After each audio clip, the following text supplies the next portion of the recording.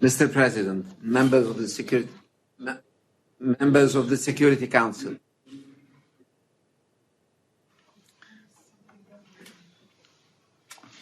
seven and a half months into the conflict in Libya, and given the recent dangerous escalation in the hostilities in and around Tripoli, we find ourselves ever more in a race against time to reach a peaceful solution that would spare many lives. I will provide you with an update on the security situation before turning to political developments. I am angry and sad to report to you that today there was another mass civilian casualty event. A biscuit factory in the Wadi Rabia neighborhood of Tripoli was hit by an airstrike, according to early information. The attack has caused what we currently believe to be 10 fatalities and over 35 injuries. It appears that the majority of the dead were migrants, but that at least 2 were Libyans. Regardless of whether the attack deliberately targeted the factory or was an indiscriminate attack, it may constitute a war crime. We are working to verify the facts and will update you accordingly. Beyond today's tragedy, the front lines in southern Tripoli are highly fluid. The dangers and direct consequences of foreign interference are increasingly evident. To fill gaps in manpower, there is growing involvement of mercenaries and fighters from foreign private military companies. The insertion of these experienced fighters has naturally led to an intensification in the violence. I'm gravely worried by the expansion of artillery fire northwards into the city. Over the past days, the number of civilians killed and injured has been rising, and many families are leaving the areas impacted by the shelling. A further escalation of ground fighting in these densely populated areas would lead to disastrous humanitarian consequences. The use of air power and precision technology has become a dominant feature of an otherwise low-intensity conflict. UNSMIL estimates the total number of drone strikes in support of Libyan National Army forces at well above 800 since the beginning of the conflict. The total number of drone strikes in support of the Government of National Accord is estimated at around 240. It is our judgment that the drone infrastructure and operations are facilitated by external parties to the conflict. There were also several incidents of precision airstrikes conducted by unknown aircraft between September and November. In addition, the increasing use of unguided bombs and airstrikes conducted by LNA forces in populated areas of Tripoli caused an increase in the number of civilian casualties. The violence is facilitated by Libya's plethora of Gaddafi-era arms, as well as by continued shipments of war material brought into the country in breach of the arms embargo. Reports indicate that everything from spare parts for fighter aircraft to tanks, from bullets to precision missiles, are being brought into Libya in support of different groups involved in the fighting. Mitiga Airport remains closed. It has been more than 2.5 months now that this key outlet for the civilian population of Tripoli and western Libya has been forced to shut due to indiscriminate shelling and airstrikes. Misrata Airport, a small mixed civilian military facility located 250 kilometers east of Tripoli, is now the only exit point for Libyans in the west of the country, who comprise the majority of the country's population, to travel abroad by air. Misrata Airport, too, has been targeted at least 11 times by precision airstrikes since early September. Mitiga Airport in Tripoli needs to reopen as soon as possible. Together with the GNA Ministers of Interior and Transportation, I am working on a number of practical steps to achieve this goal, including the clear delineation between the civilian and military sections of the airport, as well as the establishment of a dedicated UN terminal. Mr. President, I am determined to see the end of this debilitating conflict. My colleagues at UNSMIL and I are fully engaged and have been working tirelessly with Libyans and international partners to prepare for the second and third steps of the initiative I announced on the 29th of July. I would like to thank the government of Germany for their work in preparing for an international summit. 3 senior official meetings have already taken place, and there will be a crucial 4th meeting this Wednesday on 20th of November. In the last discussion on the 21st of October, participants worked to agree on a draft communiqué that outlines 6 baskets of activities necessary to end the conflict in Libya. These 6 baskets include the need for the return to the Libyan-led political process and accompanying economic reform, a ceasefire, implementation of the arms embargo and security reform, as well as the upholding of international human rights and humanitarian law. Putting the implementation of the arms embargo at the heart of international commitment is essential in practical terms and as a message to the Libyan people. UNSMIL has worked to substantiate an operational annex to the draft communiqué. The annex has 2 purposes. It serves to outline the commitments of the members of the Berlin Group to ending the conflict and advancing the political process through tangible actions, benchmarked by indicators, and outlining responsibility for those actions. It also serves as the bridge to the intra-Libyan political dialogue, which will be launched under UN auspices immediately following the Berlin summit. One of the tangible outcomes of the international summit would be the establishment of a follow-up committee that would work with UNSMIL to implement the outcomes agreed in the final communiqué. Such a committee would play a fundamental role in terms of ensuring respect for a ceasefire and better implementation of the arms embargo. It would contribute to supporting a return to the political process, implementation of agreed economic and financial reforms, practical ways and means to ensure that no impunity for violations of IHL. The committee would also support the necessary DDR process for groups across the country. I have been actively engaged with member states on a bilateral basis. I was in particular grateful for the visit to Libya of German Foreign Minister Maas to brief the Prime Minister Sarraj on the Berlin process on the 27th of October. Last week, I traveled to Cairo for very positive meetings with the Egyptian Foreign Minister Shukri and other high-level officials. International unity and agreement are essential to stop the violence and pursue resolution of the crisis through political dialogue. I have high hopes that the Berlin process will end in success. Let me stress once more that endorsement of the Berlin communiqué does not mean the end of the process, but rather the beginning of the most important part of our journey to put Libya back on the path to peace and stability. In support of the Berlin process, I have engaged extensively with Prime Minister Sarraj and the commanders of the Government of National Accord Forces, and I have also met with General Haftar and politicians who support him. There is a scope for agreement on ending the conflict and the basis for returning to the political process. UNSMIL has also engaged in extensive outreach to Libyan constituencies, including in the diaspora. These meetings have involved commanders of units engaged in the fighting, their civilian representatives, and political constituencies from across the country. The anger and frustration at the conflict and the strong desire for it to end emerged clearly from these discussions.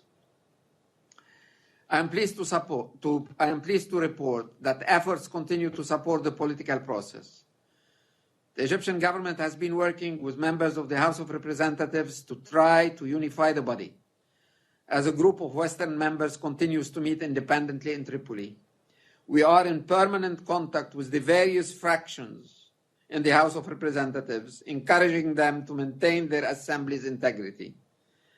Partner organizations have also held second-track consultations where participants have emphasized again their desire for peaceful resolution to the conflict and proposed ideas for a way forward.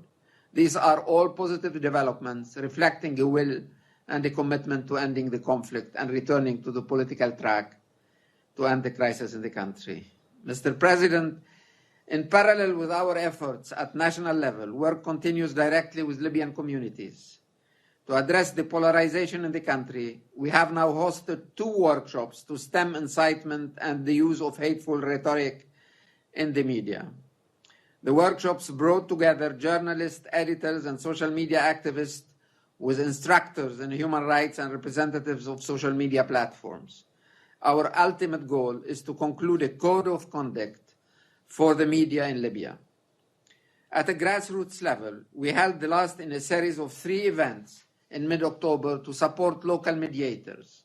Over 120 Libyans, including 23 women, have attended these meetings, which aim to establish a national network of mediators, which will include tribal leaders, elders, representatives of civil society, youth and women activists, academics and business people who enjoy credibility and respect amongst their various constituencies.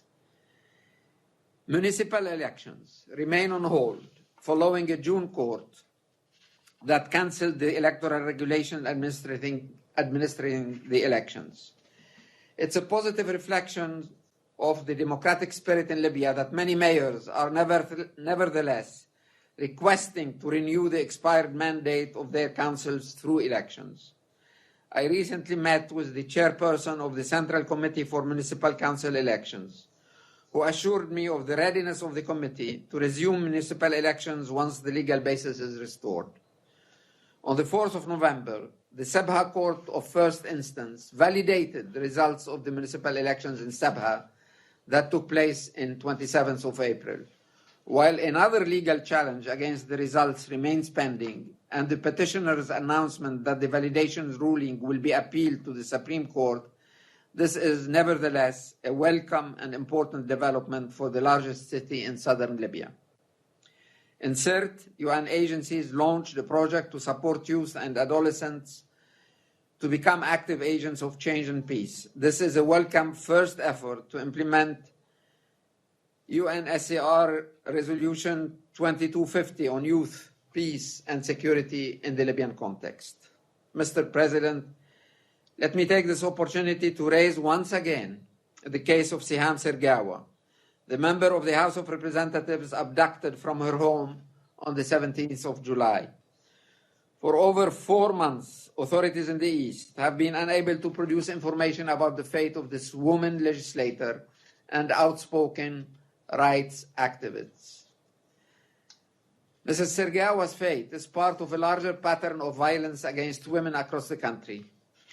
The mission is documenting instances of killing and forced disappearances, including on the 16th of October, the case of a 70-year-old Libyan woman abducted from her home in Benghazi after she was accused of practicing witchcraft.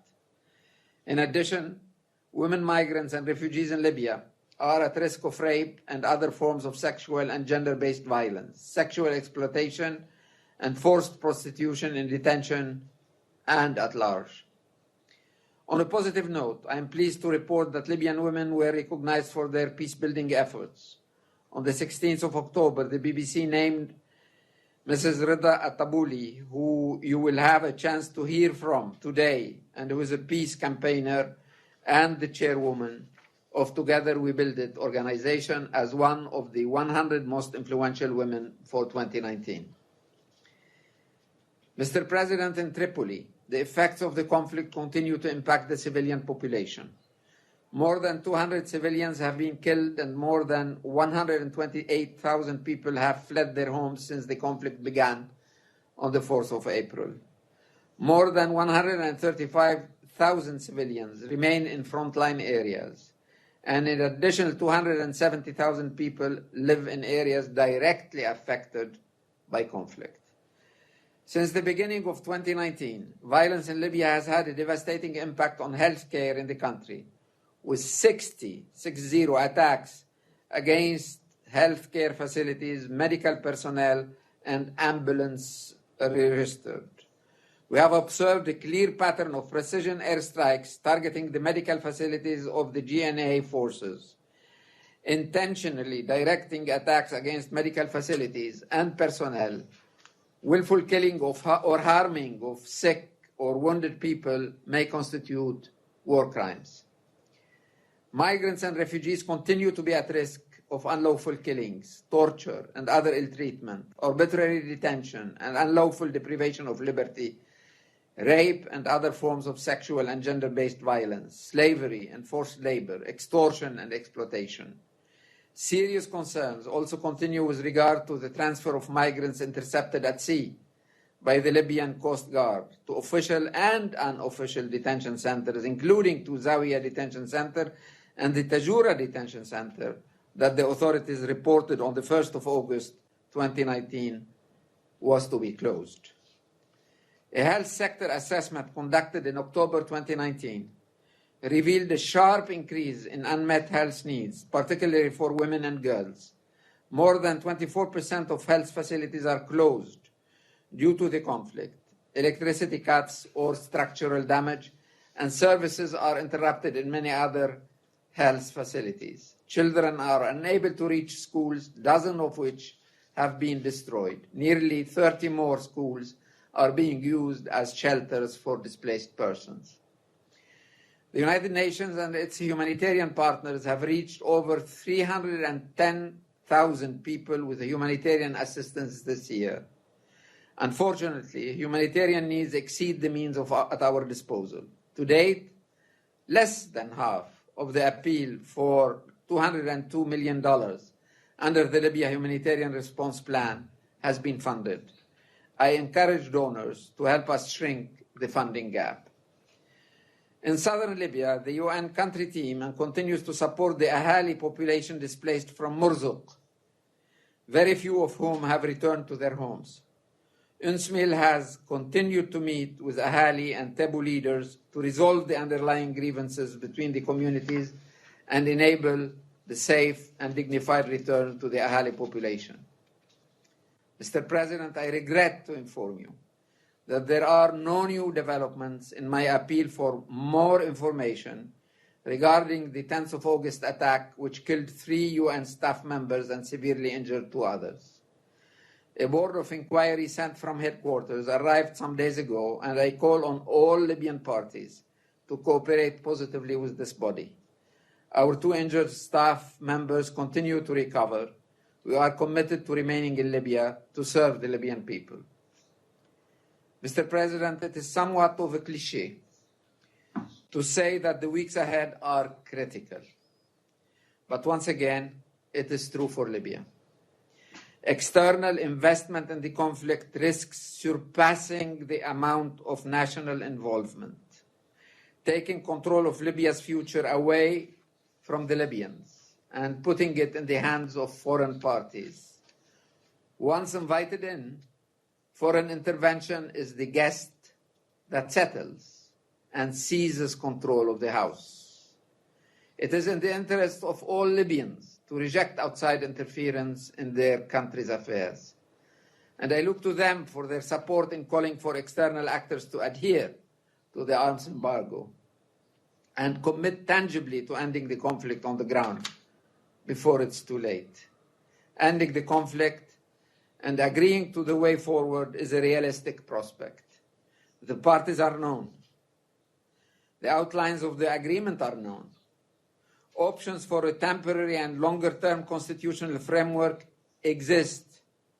Electoral legislation has been produced before. It is all eminently possible.